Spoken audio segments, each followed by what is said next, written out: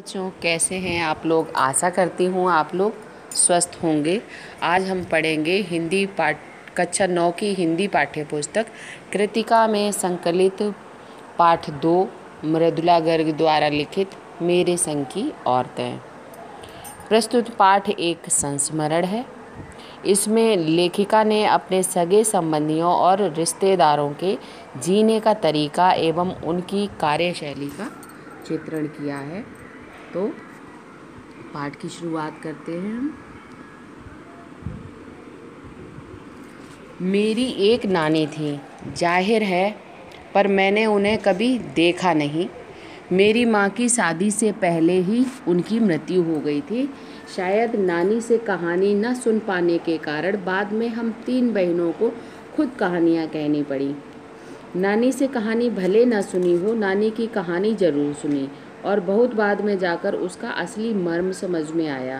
पहले इतना ही जाना कि मेरी नानी पारंपरिक अनपढ़ पर्दानशी औरत थी। पर्दानशी यानी पर्दे के अंदर रहने वाली, जिनके पति शादी के तुरंत बाद उन्हें छोड़कर बैरिस्ट्री पढ़ने विलायत चले गए थे। कैम्ब्रिज विश्वविद्यालय से डिग्री लेकर जब वे लौटे और विलायती रीति रिवाज के संग जिंदगी बसर करने लगे तो नानी के अपने रहन सहन पर उसका कोई असर नहीं पड़ा। न उन्होंने अपनी किसी इच्छा, आकांक्षा या पसंद नापसंद का इजहार पति पर कभी किया। पर जब कम उम्र में नानी ने खुद को मौत के करीब पाया तो 15 वर्षीय इकलौती बेटी मेरी माँ की शादी की फिक्र में इतना डराया कि वे एकदम मुँहजोर हो उठी। मुँहजोर यानी एक बात को बार बार कहने वाली। नाना से उन्होंने कहा कि वे पर्दे का लिहाज छोड़कर उनके दोस्त स्वतंत्रता सेनानी प्यारेलाल शर्मा से मिलना चाहती हैं। सब दंग हैरान रह गए। जिस पर्दानशी औरत ने पराये मर्द से क्या खुद अपने मर्द से मुंह खोलकर बात नहीं की थी, आखिरी वक्त में अजनबी से क्या कहना चाह सकती हैं। पर नाना ने वक्त की कमी और मौके की नज़ाकत की लाज रखी। सवाल जवाब में वक्त बर्बाद करने के बजाय फौरन जाकर दोस्त को लिवा लाए और बीवी के हुजूम में पेश कर दिया। अब जो नानी ने कहा वह और भी हैरत अंगेज था। उन्होंने कहा, वचन दीजिए कि मेरी लड़की के लिए भर आप तय करेंगे। मेरे पति तो साहब हैं और मैं नहीं चाहती मेरी बेटी की शादी साहबों के फरमाबरदार यानी आज्ञाकारी लड़के से हो। आप अपनी तरह आज़ादी का सिपाही ढूंढें, उसकी शादी उस सिपाही से करवाएं जो आज़ाद ख्यालात का हो। कौन कह सकता था कि अपनी आज़ादी से पूरी तरह बेखबर उस औरत के मन में देश की आज़ादी के लिए ऐसा जुनून होगा। बाद में मेरी समझ में आया कि दरअसल वे निजी जीवन में भी काफ़ी आज़ाद ख्याल की रही होंगी। ठीक है, उन्होंने नाना की ज़िंदगी में कोई दखल नहीं दिया, न उसमें साझेदारी की, पर अपनी ज़िंदगी को अपने ढंग से जीती जरूर रहीं। पारंपरिक घरेलू उबाऊ और खामोश ज़िंदगी जीने में आज के हिसाब से क्रांतिकारी चाहे कुछ न कर रहा हो, दूसरों की तरह जीने के लिए मजबूर न होने में असली आज़ादी कुछ ज़्यादा ही थी। खैर, इस तरह मेरी माँ की शादी ऐसे पढ़े लिखे होनहार लड़के से हुई जिसे आज़ादी के आंदोलन में हिस्सा लेने के अपराध में ICS के इम्तहान में बैठने से रोक दिया गया था और जिनकी जेब में पुश्तैनी पैसा एक ढेला भी नहीं था। माँ बेचारी अपनी माँ और गांधी जी के सिद्धांतों के चक्कर में सादा जीवन जीने और ऊंचे ख्याल रखने पर मजबूर हुई। हाल उनका यह था कि खादी की साड़ी उन्हें इतनी भारी लगती थी कि कमर चनखा जाती थी। रात रात भर जागकर वे उसे पहनने का अभ्यास करती, जिससे दिन में शर्मिंदगी ना उठानी पड़े। वे कुछ ऐसी नाजुक थी कि उन्हें देखकर उनकी सास यानी मेरी दादी ने कहा था, हमारी बहू तो ऐसी है कि धोई पोछी और छीके पर टांग ली। गनीमत यही थी कि किसी ने उन्हें छीके पर से उतारने की पेशकश नहीं की।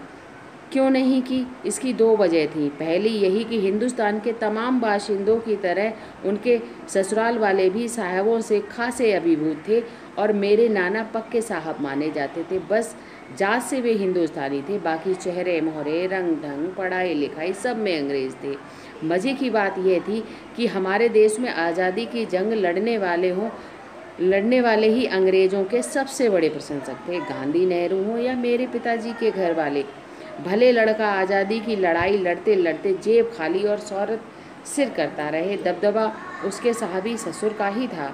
एक आन बान शान वाले साहब ने उनके सिर फिरे लड़के को अपनी नाजुक जान लड़की सौंपी। इससे रोमांचक क्या कोई परिकथा होती। नानी की सनक भरी आखिरी ख्वाहिश और नाना की रजामंदी वे रोमांचक उपकथाएं थी जो कहानी के तिलिस्म को और गाढ़ा बना चुकी थी। दूसरी वजह माँ की अपनी शख्सियत थी। उनमें खूबसूरती, नज़ाकत, गैर दुनियादारी के साथ ईमानदारी और निष्पक्षता का कुछ इस तरह घुली मिली थी कि वे परिजा से कम जादुई नहीं मालूम पड़ती थी। उनसे ठोस काम करवाने की कोई सोच भी नहीं सकता था। हाँ, हर ठोस और हवाई काम के लिए उनकी जवानी राय ज़रूर मांगी जाती थी और पत्थर की लकीर की तरह निभाई भी जाती थी। मैंने अपनी दादी को कई बार कहते सुना था, हम हाथी पे हल ना जुतवाया करते, हम पे बैल हैं। बचपन में ही मुझे इस जुमले का भावार्थ समझ में आ गया था। जब देखा था कि हम बच्चों की ममतालू परवरिश के मामले में माँ के सिवा घर के सभी प्राणी मौजूद यानी तैयार रहते थे। दादी और उनकी जेठानियाँ ही नहीं, खुद मर्द जात पिताजी भी। पर ठोस काम न करने का यह मतलब नहीं था कि माँ को आज़ादी का जुनून कम था। वह भरपूर था और अपने तरीके से वे उसे भरपूर निभाती रही थी। जाहिर है कि जब जुनून आज़ादी का हो तो उसे निभाना भी आज़ादी से ही चाहिए, जिस तिस से पूछ कर उसके तरीके से नहीं, खुद अपने तरीके से। हमने अपनी माँ को कभी भारतीय माँ जैसा नहीं पाया। ना उन्होंने कभी हमें लाड़ किया, ना हमारे लिए खाना पकाया और ना अच्छी पत्नी बहू होने की सीख दी। कुछ अपनी बीमारी के चलते भी वे घर-बार नहीं संभाल पाती थी, पर उससे ज़्यादा हाथ उनकी अरुचि का था। उनका ज़्यादा वक्त किताबें पढ़ने में बीतता था, बाकी वक्त साहित्य चर्चा में या संगीत सुनने में, और वे ये सब बिस्तर पर लेटे लेटे किया करती थी। फिर भी जैसा मैंने पहले कहा था, हमारे परंपरागत दादा दादी या उनकी ससुराल के अन्य सदस्य उन्हें ना नाम धरते थे, ना उनसे आम औरतों की तरह होने की अपेक्षा रखते थे। उनमें सबकी इतनी श्रद्धा क्यों थी, जबकि वह पत्नी, माँ और बहू के किसी प्रचारित कर्तव्य का पालन नहीं करती थी। साहबी खानदान के रौब के अलावा मेरी समझ में दो कारण आए। वे कभी झूठ नहीं बोलती थीं और वे एक की गोपनीय बात को दूसरे पर जाहिर नहीं होने देती थी। पहले के कारण उन्हें घर वालों का आदर मिला हुआ था, दूसरे के कारण बाहर वालों की दोस्ती। दोस्त वे हमारी भी थीं। माँ की भूमिका हमारे पिता बखूबी निभा देते थे।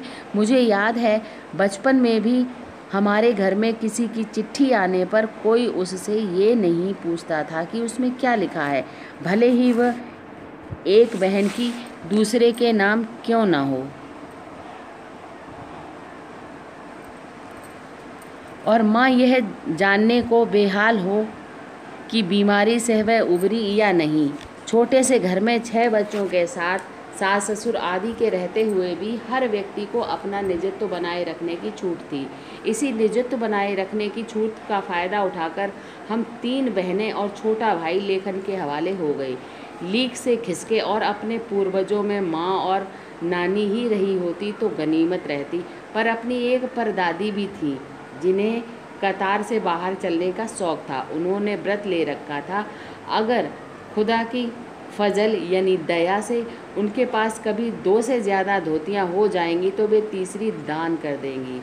जैन समाज में अपरिग्रह यानी संग्रह ना करने की आदत की सनक बिरादरी बाहर हरकत नहीं मानी जाती, इसलिए वहाँ तक तो ठीक था।